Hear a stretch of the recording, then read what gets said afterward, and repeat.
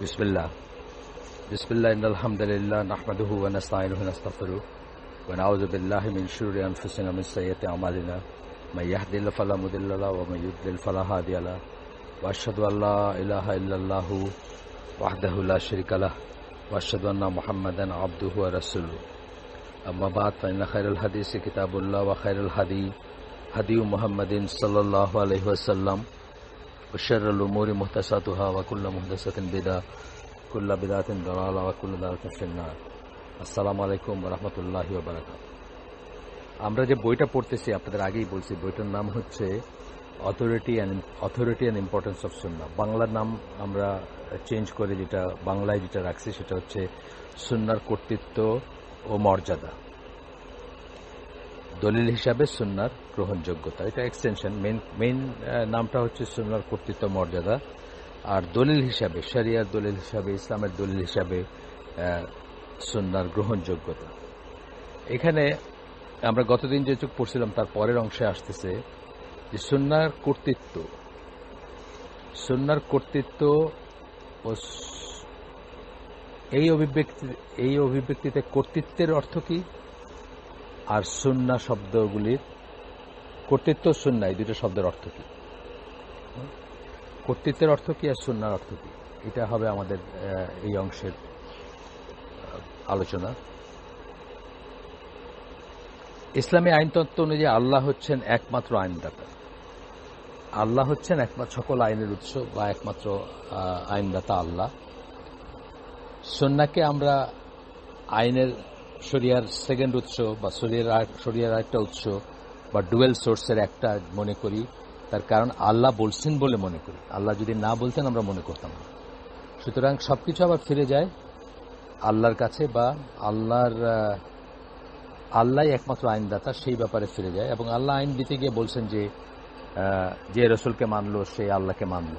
সুতরাং আমরা রসুলের কথাটাকে আল্লাহর কথা অনুযায়ী ওই পর্যায়ের স্থান দেই যে পর্যায়ে আমরা দিয়ে থাকি সুন্নাহ বা আহলে সুন্নাহ জামাত যে পর্যায়ে গণ্য করে সেটা।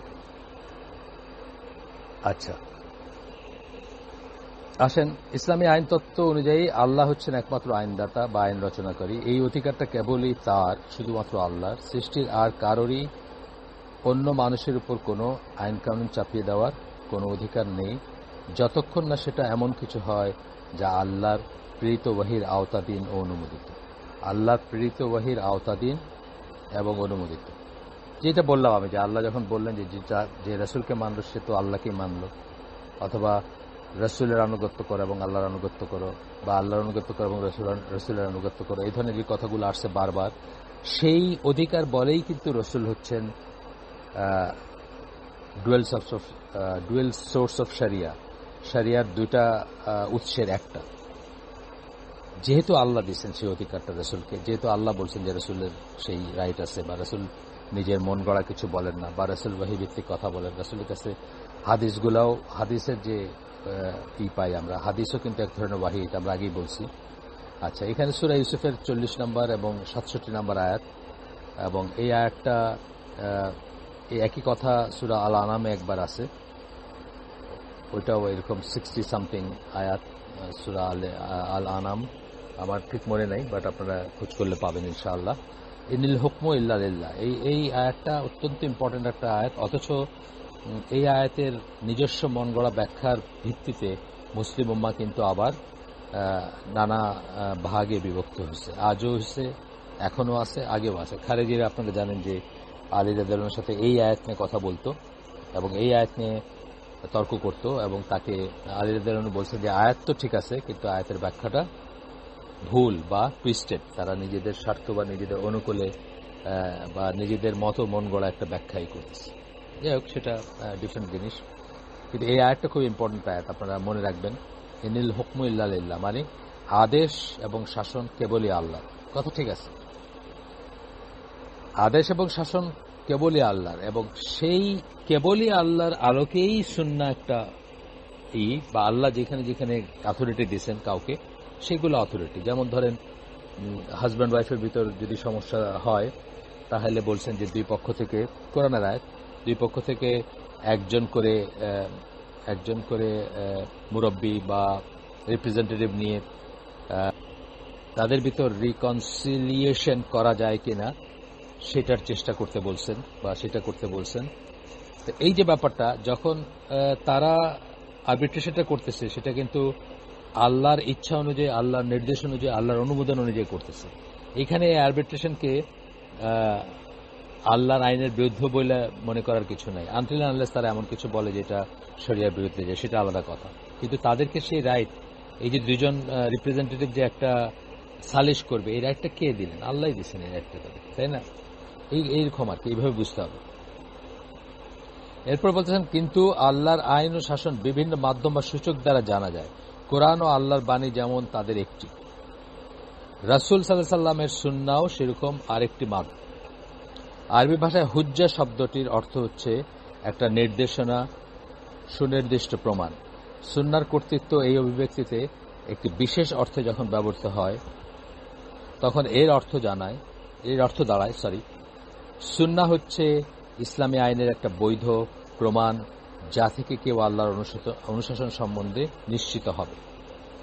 সেটা আমরা জানি, আল্লাহ যেভাবে রসুলকে অনুসরণ করতে বলছেন, রসুলকে রোল মডেল বলছেন, রসুলের আনুগত্য করতে বলছেন, রসুলের কথা যে শুনবে, আল্লাহকে ভালোবাসলে রসুলের রসুলকে অনুসরণ করতে বলছেন।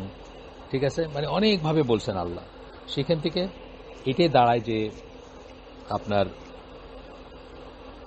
সুন্নাহ হচ্ছে ইসলামী আইনের একটা বৈধ প্রমাণ, যা থেকে কেউ আল্লাহর অনুশাসন সম্বন্ধে নিশ্চিত হবে। এর অর্থ এও দাঁড়ায় যে সুন্নাহ যা নিষেধ করে তা থেকে বিরত থাকাটাও আল্লাহর ইবাদতের অংশ।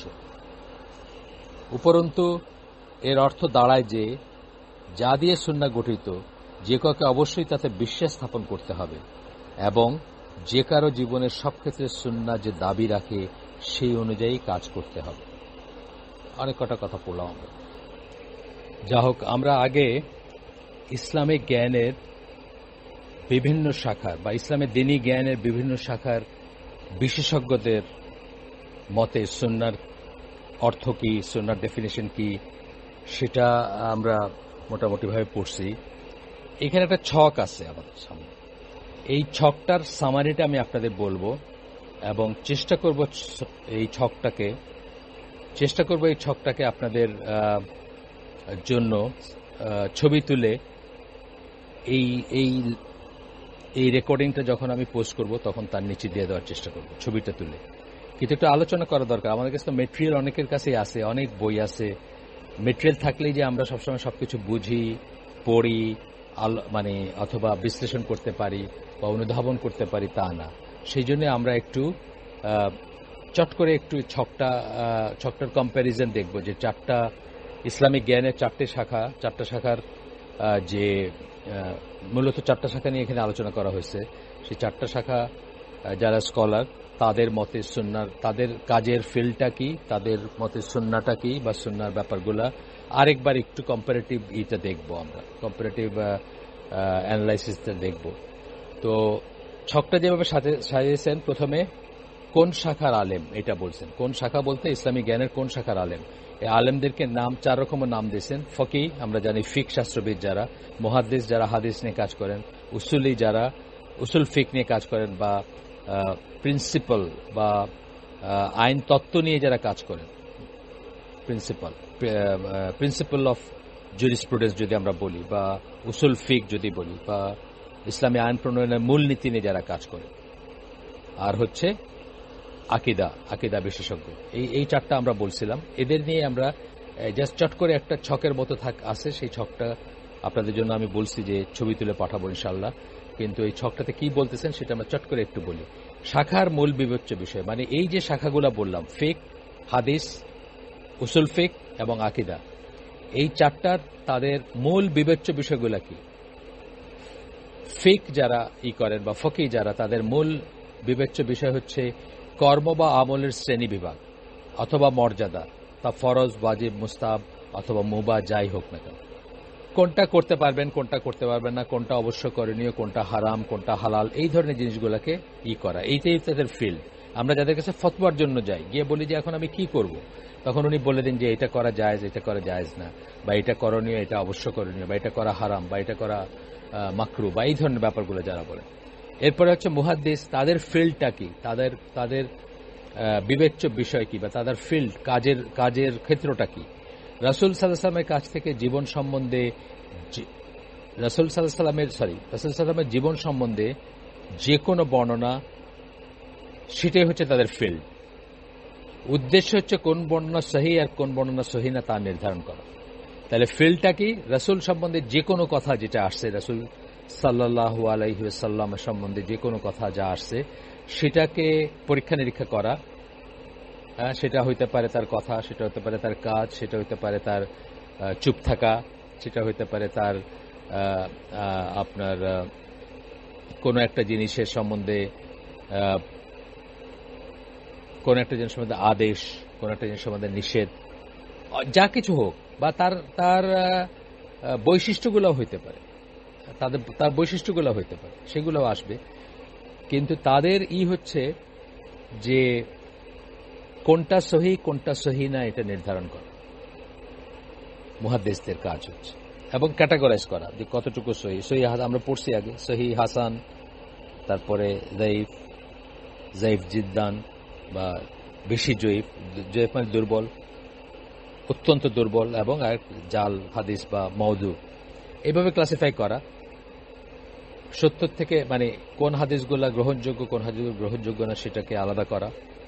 আচ্ছা, উসুলি বা উসুল ফিকের যারা স্কলার, তাদের ফিল্ডটা কি আমরা আগে পড়ছি, তারপরে এখন জাস্ট যে কম্পারেটিভ এটা পড়তেছি আমরা, চটপট মানে ছোট ছোট করে লেখা কম্পারেটিভ ইটা পড়তেছি, অ্যানালাইসিসটা পড়তেছি।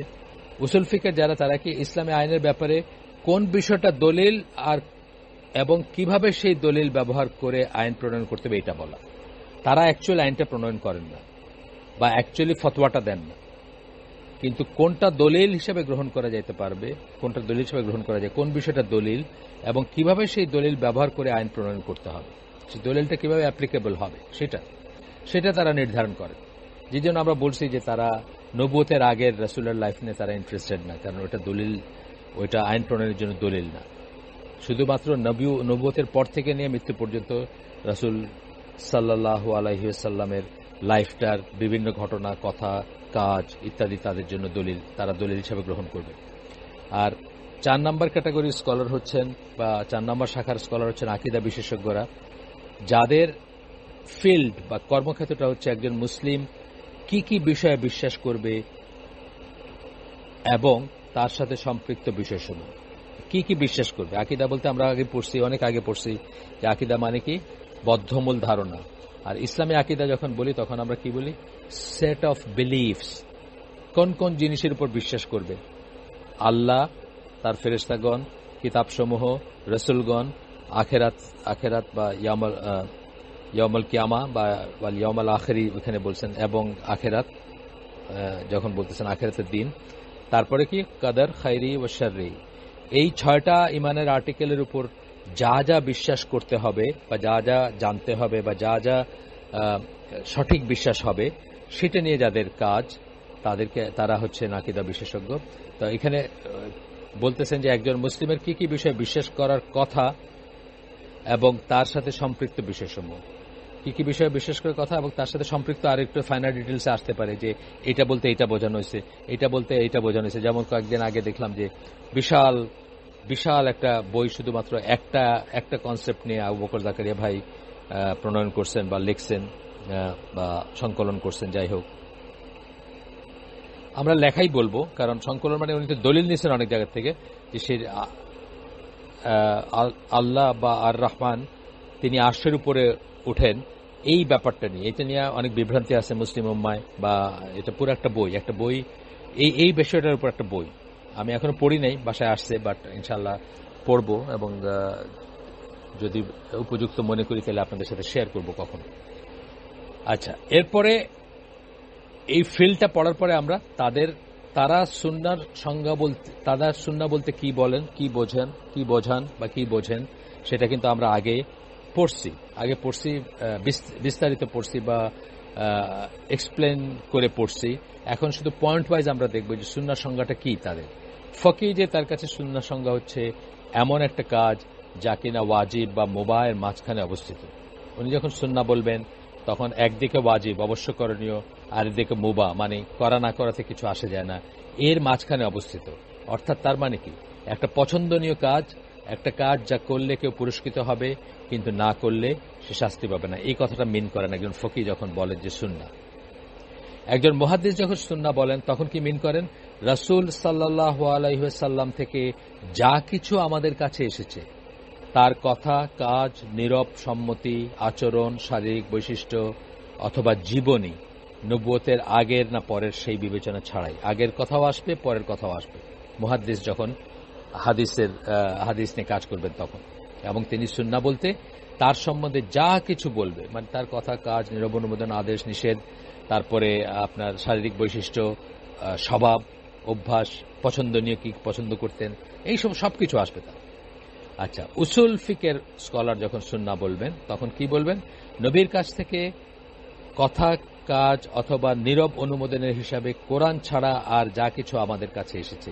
এখানে নবীর কাছ থেকে, এই কথাটা ইম্পর্ট্যান্ট এখানে, কারণ নবুয়তের আগের ব্যাপারটা তাদের কাছে গ্রহণযোগ্য, মানে তাদের কাছে তাদের কনসার্ন না। কিন্তু আমরা মুহাদ্দিসদের কথা কি জানলাম যে নবুয়তের আগেরটাও তাদের কাছে তাদের সাবজেক্ট বা তাদের গবেষণার বিষয় বা তাদের ফিল্ড। কিন্তু উসুল ফিকের যাদের, আগেই বলছি আমি, আবার বললাম এটা, তা নবুয়তের পরে রাসূল সাল্লাল্লাহু আলাইহি ওয়াসাল্লামের কাছ থেকে কথা, কাজ অথবা নীরব অনুমোদন হিসেবে কোরআন ছাড়া আর যা কিছু আমাদের কাছে আসছে সেটাই হচ্ছে উসুল ফিকের বা উসুলিদের ফিল্ড বা উসুল ফিকের ডেফিনিশনের সুন্নাহ। মাফ করবেন, উসুল ফিকের ডেফিনিশন সুন্নাহ মানে উসুল ফিকের কেউ যখন বা উসুলি যখন সুন্নাহ বলবেন তখন উনি বোঝাবেন নবুয়তের পরে নবীর কাছ থেকে কথা, কাজ অথবা নীরব অনুমোদন হিসাবে কোরআন ছাড়া আর যা কিছু আমাদের কাছে আসছে। এবং এটা বুঝতে হবে নবী হিসাবে উনি যে কথাগুলো বলছেন যেগুলার আইনি গুরুত্ব আছে, যেগুলো উনি পার্সোনালি বলছেন ব্যক্তিগত হিসাবে, সেগুলোর আইনি গুরুত্ব নাই। আমরা এটা আগে আলোচনা করছি, দরকার আবার করব পরে। আর আকীদা বিশেষজ্ঞ যখন বলবেন যে এটা সুন্নাহ না, বা এটা সুন্নাহ আছে এটা সুন্নাহ নাই, তখন কি বলতেছেন তিনি বলতেছেন ইমানের ভিত্তি, ফরজ, ওয়াজিব বিষয়সমূহ, আকীদার বিষয়সমূহ এবং ইসলামের সুনির্দিষ্ট নিয়মাবলী। তিনি যখন বলবেন যে সুন্নাহ, তখন বলবেন কি, ইমানের ভিত্তি, ফরজ, ওয়াজিব বিষয়সমূহ, আকীদার বিষয়সমূহ এবং ইসলামের সুনির্দিষ্ট নিয়ম কানুন, এইগুলা যা আল্লাহ রাসূল থেকে আমরা পাইছি সেগুলাকে উনি সুন্নাহ বলবেন। ঠিক আছে, আমরা এই কথাগুলাই আরেকভাবে আমরা বা আরো বিস্তারিতভাবে আমরা আগে দেখছি। তো এইভাবে যখন সংজ্ঞা দেওয়া হয় তখন কতগুলা লিমিটেশন চলে আসে, যেই জন্য সাধারণ মানুষ বিভ্রান্ত হয়ে যায়। এগুলো সম্বন্ধে সাধারণ মানুষ তো অত গবেষণা করে না। সেই জন্য আমরা দেখব ফকিদের সম্বন্ধে বলছেন যে সুন্নাহর ক্ষমতা, কর্তৃত্ব, মর্যাদা নিয়ে কথা বলতে গেলে এই সংজ্ঞায় সুন্নাহ বলতে যা বোঝায় তার তাৎপর্য নাই। কেন বললেন কথাটা? কারণ আমরা সুন্নাহর কর্তৃত্ব, মর্যাদা বলতে আসলে কি বোঝাচ্ছি, যে সুন্নাহ, এই বইটার বক্তব্যর মানে মূল কথাগুলো কি, যে সুন্নাহ হচ্ছে কোরআনের মতোই একটা উৎস, কোরআনের সাথে সুন্নাহকে আলাদা করে দেখা যাবে না, এবং সুন্নাহ যে আমাদের জন্য শিরোধার্য, যখন সেটা আদেশ হবে আর যখন সেটা রিকমেন্ডেড হবে তখন সেটা প্রশংসনীয়। এই কথাগুলো যখন আমরা চিন্তা করতেছি যে সুন্নাহর কর্তৃত্ব এবং মর্যাদা, সুন্নাহর মর্যাদা এই সেন্সে কোরআনের প্যারালাল, কোরআনের সমান, এবং এই সেন্সে কোরআনের সমান এবং সমপর্যায়ে। এই জন্য আহলুস সুন্নাহ জামা কি বলে, কোরআন ও সুন্নাহ বলে। আহলুস সুন্নাহ জামা কিন্তু প্রথমে কোরআন পরে সুন্নাহ কথাটা বলে না। তাহলে সেইখানে এটার খুব একটা তাৎপর্য নাই। কিন্তু তাৎপর্য নেই ফকিরা যেটা বলেন, ফিকহ শাস্ত্রবিদরা সুন্নাহ বলতে যেটা বলেন সেটা হচ্ছে, আমরা বলছিলাম, বিটুইন অব্লিগেটরি অ্যান্ড মুবাহ, যেটা অবশ্যকরণীয় এবং যেটা করা না করার কোনো কিছু আসে যায় না, এই দুইটার মাঝখানে, অর্থাৎ যেটা প্রশংসনীয় সেটা বোঝা। কিন্তু সুন্নাহর কর্তৃত্ব, মর্যাদার যে সাবজেক্টটা, সেটাতে কিন্তু আমরা ঠিক সেই জিনিসটা নিয়ে চিন্তা করতেছি না। আমরা চিন্তা করতেছি যে সুন্নাহ যে শিরোধার্য একটা ব্যাপার হইতে পারে, সুন্নাহ যে একটা আইনের উৎস, রাসূল সাল্লাল্লাহু আলাইহি ওয়াসাল্লাম যখন ইম্পারেটিভ কিছু বলছেন, আদেশসূচক কিছু বলছেন, সেটা যে আমাদের জন্য ফরজ হয়ে যায়, অবশ্যকরণীয় হয়ে যায়, সেই কথাটা এবং সেই সাথে সুন্নাহর ওভারঅল গুরুত্ব নিয়ে আমরা আলোচনা করতেছি। মুহাদ্দিসদের যে সংজ্ঞাটা, আল্লাহ রাসূল সাল্লাল্লাহু আলাইহি ওয়াসাল্লামের লাইফের যে কোনো বর্ণনা, নবুয়তের আগে হোক পরে হোক, সেটা তাদের ফিল্ড আমরা বলছিলাম, এবং সুন্নাহর সংজ্ঞাতে সেটা বলছিলেন তারা। এই সংজ্ঞা খুবই বিস্তারিত এবং এর ভিতর এমন বিষয় রয়েছে যেগুলো ঠিক কর্তৃত্বের ধারণার ভিতর অন্তর্ভুক্ত নয়। ঠিক আছে, রাসূল সাল্লাল্লাহু আলাইহি ওয়াসাল্লামের শারীরিক বৈশিষ্ট্য বলতেছেন, মাঝারি গঠনের ছিলেন, এটা তো সুন্নাহর কর্তৃত্বের কোনো ব্যাপার না। হ্যাঁ, শারীরিক বৈশিষ্ট্য বা জীবনী, অমুকের সাথে এখানে বিয়ে হয়েছিল, তাই না, এটা কিন্তু কর্তৃত্বের ভিতরে আসতেছে না। আচ্ছা, উসুল ফিকের এরা বলেন, যখন বলতেছেন যে সুন্নাহর ডেফিনেশন আমরা পড়লাম, যেটা একটু আগে পড়ছি, আমরা যখন সুন্নাহর কর্তৃত্বের কথা বলি তখন এটাই হচ্ছে সুন্নাহর সঠিক অর্থ। কর্তৃত্বের কথা বলি, কতটুকু অথরিটি আছে সুন্নাহ, যে অথরিটির উপর বেস করে আপনি একটা রাসূলের একটা কথা থেকে একটা আইন প্রণয়ন করতে পারতেছেন, একটা বিধান দিতে পারতেছেন, একটা দলিল নিতে পারতেছেন যে এই হাদিসে এই কথা বলছেন, সুতরাং এটা এরকম হবে। আজকে একটা জিনিস পড়লাম, বেশ মজা লাগছে, একজন ফরওয়ার্ড করছেন ইসলাম কিউর একটা ফতোয়া বা রুলিং, যাই হোক, তো বলতেছেন যে আল্লাহ রাসূল সাল্লাল্লাহু আলাইহি ওয়াসাল্লাম ওই কোন একজন মসজিদের ইমাম অথবা কোন একজন লিডারের, মানে বাইরের থেকে কেউ গিয়ে সেই লিডারের অবস্থানটা বা সেই মসজিদের ইমামতি যেন না করে until unless he is offered, মানে অ্যাজিউম করে যেন না নেয়, এই ব্যাপারে একটা হাদিস। আমি জাস্ট জেনারেল কথাটা বলতেছি, মানে হাদিসের এক্সাক্ট টেক্সট বলতেছি না, আমি শুধু ভাবার্থটা বলতেছি। এইটাকে এই করে বলতেছেন যে কোন লোকালয়ে যখন কেউ মারা যায় তখন সেই লোকালয়ের মসজিদের ইমামের হক হচ্ছে তার জানাজা পড়ানো। এখন সেই ইমাম যিনি মারা গেছেন তিনি যদি ওয়াসিয়ত করে যান, ইমাম যদি ভলেন্টারিলি তার ইটা ত্যাগ করেন, তাহলে সেই ওয়াসিয়ত অনুযায়ী আরেকজন জানাজা পড়াবেন, তা নাইলে ইমাম পড়াবেন। দেখেন কোথা থেকে কোথায় নিয়ে আসছেন, মানে আল্লাহ রাসূল সাল্লাল্লাহু আলাইহি ওয়াসাল্লামের একটা হাদিস, সেটা আরেকটা ব্যাপারের ভিত্তি।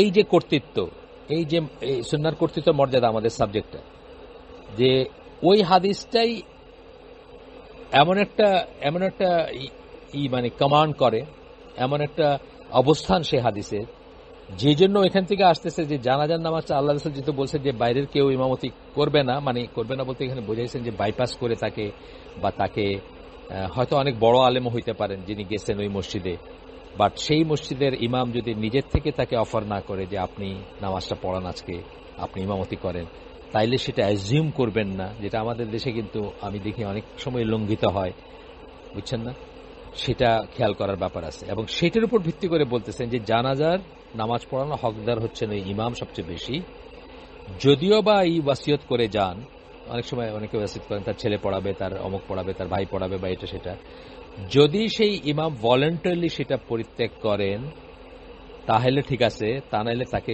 জোর করে বা তাকে বাইপাস করে এটা করা যাবে। দেখেন কিভাবে একটা আসে। তাহলে উসুলিরা যেই সেন্সে, বা উসুল ফিকের লোকরা, মানে উসুল ফিকের স্কলাররা, তারা যেই সেন্সে সুন্নাহ বলেন, এটাই হচ্ছে আমাদের এই বই, যেটা সুন্নাহর কর্তৃত্ব মর্যাদা, অথরিটি অ্যান্ড ইম্পর্টেন্স অফ সুন্নাহ। এই সুন্নাহর কর্তৃত্ব বলতে যা বোঝাচ্ছি আমরা, সেটা সবচেয়ে কাছে হচ্ছে ওনারা যে মিনিংটা বলে, সেই মিনিং ওনারা সুন্নাহর কি ডেফিনিশনটা দিয়েছিল আমরা বলছিলাম, আগে বিস্তারিত আলোচনা করছি, আজকে আরেকটু করি।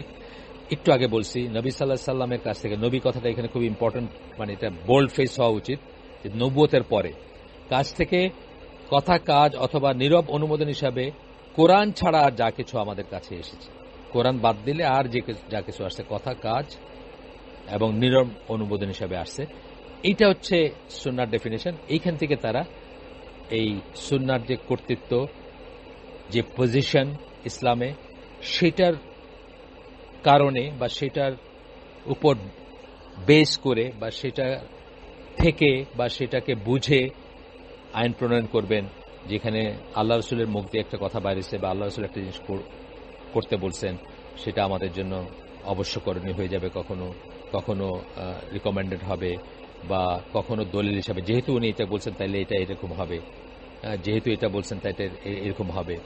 এবং এখানে অনেক ফাইনাল পয়েন্টস এসে যাবে, যেমন আল্লাহ রসুল সাল্লাল্লাহু আলাইহি ওয়াসাল্লাম মৃত্যুর আগে আনসারদের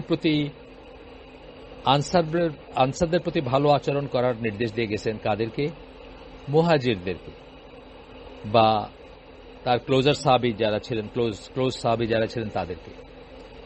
এখান থেকে কিন্তু দলিল আসছে যে না বলে গেলেও আল্লাহ রাসূল ইঙ্গিত দিয়ে গেছেন যে কুরাইশরা বা মুহাজিররা, বা আরো একটু এক্সটেন্ড করলে আবু বকর রাদিয়াল্লাহু আনহু, যে আলটিমেটলি নেক্সট আল্লাহ রাসূলের পরে যে আমির হবেন বা কর্তৃত্বের অধিকারী হবেন, বা কুরাইশরা যা হবে, বা মুহাজিররা যা হবে, বা যারা হিজরত করে আসছে তারা হবে, এটার ইঙ্গিত নিচ্ছেন এখান থেকে। মানে কত ফাইনাল পয়েন্টসে আসে, কিন্তু সেই কথাগুলো কিন্তু যখনই বুঝাই দেওয়া হয়েছে কাউকে, তিনি কিন্তু বুঝছেন যে এটা আমাদের জন্য গ্রহণযোগ্য, শিরোধার্য, বা আমাদের পালন করতে হবে, বা এটার এগেনস্টে, বা এটাকে বাইপাস করার কোনো রাস্তা নাই একজন মুসলিমের জন্য। ঠিক আছে, জাস্ট একটা উদাহরণ মনে আসলো হঠাৎ করে। আপনার পড়ে দেখেন হিস্ট্রি, যে ওইখানে ওই আনসারি সাহাবীদের অনেকে বলতেছেন প্রথমে যে দুইজন আমির হোক, মুহাজিরদের জন্য একজন, আনসারদের জন্য একজন, বা নানা রকমের প্রস্তাবনা আসতেছিল, মানে কে আমির হবেন, কে মুসলিম উম্মাহকে করবেন। আপনারা জানেন এটা নিয়ে অনেক অনেক সময় গেছে, অনেক বোঝাপড়া হয়েছে, কিন্তু ফাইনালি যখন এই কথাটা মনে করায় দেওয়া হয়েছে, তখন কিন্তু যারা আনসারি সাহাবী ছিলেন তারা বুঝছেন যে আসলে আল্লাহ রাসূল এটা বলে দিয়ে গেছেন এক ধরনের, বা ইঙ্গিত দিয়ে গেছেন, এবং তারা চুপ করে গেছেন। তারা কিন্তু এটা নিয়ে আর কোনো কথা উঠান নাই, সেটা মানে আর কোনো কথা উঠান নাই যে আমরাও তো আমির হইতে পারতাম, বা আমরাও তো লিডারশিপের হইতে পারতাম, আর কিছু বলেন নাই। এটা জাস্ট প্রসঙ্গত মনে হলো, আমি বললাম। আচ্ছা, আকীদার বিশেষজ্ঞদের কথা বলতেছে, এই সংজ্ঞাটি খুবই সংকীর্ণ মানে খুবই ছোট আর কি, সাবসেট। আমরা সুন্নাহর সংজ্ঞার ভিতর অন্তর্ভুক্ত হতে পারে এমন অনেক বিষয় এই সংজ্ঞার বাইরে থেকে যায়। হ্যাঁ, তারা যেহেতু বলতেছেন ফরজ, ওয়াজিব, বিশ্বাসের ব্যাপারগুলা, ইসলামের সুনির্দিষ্ট নিয়মাবলী, এর বাইরে কিন্তু সুন্নাহর অনেক বিষয় থেকে যায়। এর বাইরে অনেক কিছু আছে না, ফরজ ওয়াজিবের বাইরে অনেক কিছু আছে না। ইসলামের ভিত্তি ঠিক আছে, ফরজ ওয়াজিব বিষয়সমূহ, আকীদার বিষয়সমূহ, তার বাইরে অনেক কিছু রয়ে যায় না, তার বাইরে অনেক কিছু থেকে যায়, অনেক অনেক কিছু। আপনারা একটু চিন্তা করলে বুঝবেন যে এটা খুবই সংকীর্ণ, বলতে খুবই ছোট পরিসরের একটা ডেফিনেশন, এর বাইরে অনেক কিছু থেকে যায়। ঠিক আছে, আমরা এটা জাস্ট এটা, এখানে কোনো মেরিট ডিমেরিটের কথা না, কে ঠিক কে বেঠিক, কার কথা ঠিক কার কথা ঠিক না, সেরকমও কোনো ব্যাপার না। এত কিছু পড়ার আমাদের একটাই রিজন, যে আমরা যেন সুন্নাহ শব্দটা শুনলেই একটা কিছু অ্যাজিউম করে না নেই, আমরা ভেবে দেখব যে সুন্নাহ শব্দটা কে বলতেছেন, কি মিন করতেছেন, এবং এটার অথরিটি অ্যান্ড ইম্পর্টেন্স, মানে কর্তৃত্ব মর্যাদা যদি আমরা বুঝি, তাহলে আমরা জীবনে এটার মানে মোস্ট অফ দ্য মুসলিমস যেটা মনে করেন যে সুন্নাহ হচ্ছে এমন একটা ব্যাপার যেটা করলে ভালো, না করলে কোনো সমস্যা নেই, বা আনইম্পর্টেন্ট ব্যাপার। এইখান থেকে বাইর হয়ে আসতে হবে আমাদের। অথরিটি অ্যান্ড ইম্পর্টেন্স অফ সুন্নাহ পড়ার উদ্দেশ্য হচ্ছে যে সুন্নাহ যে আনইম্পর্টেন্ট একটা ব্যাপার না, সুন্নাহ যে করলেও চলে না করলেও চলে একটা ব্যাপার না। এবং at the end of this book যখন আমরা ইনশাআল্লাহ শেষ করব, তখন আমরা দেখব Sunnah is equal to Islam, no Sunnah no Islam. এই ইকুয়েশনটা আমরা বুঝবো যখন শেষ করব। তো সেটা খুবই ইম্পর্টেন্ট একটা ব্যাপার, আমরা ইনশাআল্লাহ সেটা মনে রাখবো এবং সেভাবে কাজ করব। আজকের জন্য আমি শেষ করে দিচ্ছি। আপনার এই রেকর্ডিংটা আমার দেরি হলো করতে, আমি যেহেতু ঢাকার বাইরে আছি, আমার সবসময় সুযোগ সুবিধা হয় না। তো যাই হোক, তারপরেও আল্লাহ যেটুকু তৌফিক দিয়েছেন, আজকে হয়তো একটু ছোটই হইলো, বা একটু কম বিষয় বা কম সারবস্তু আসলো। ইনশাআল্লাহ আমরা এটা পরে কভার করব। আজকের জন্য তাহলে আমরা এখানে শেষ করে দিই। সুবহানাকাল্লাহুম্মা ওয়া বিহামদিকা আশহাদু আল্লা ইলাহা ইল্লা আনতা আস্তাগফিরুকা ওয়া আতুবু ইলাইক। আমরা যে শুনলাম তার ভিতরে ভালো কিছু শুনে থাকলে সমস্ত প্রশংসা আল্লাহর, খারাপ কিছু শুনে থাকলে সমস্ত ব্যর্থতা আমার, এবং সেটা শয়তানের তরফ থেকে। আল্লাহ আমাদেরকে তৌফিক দেন যে ভালো শুনলাম তার উপর আমল করার। আসসালামু আলাইকুম ওয়া রাহমাতুল্লাহি ওয়া বারাকাতুহু।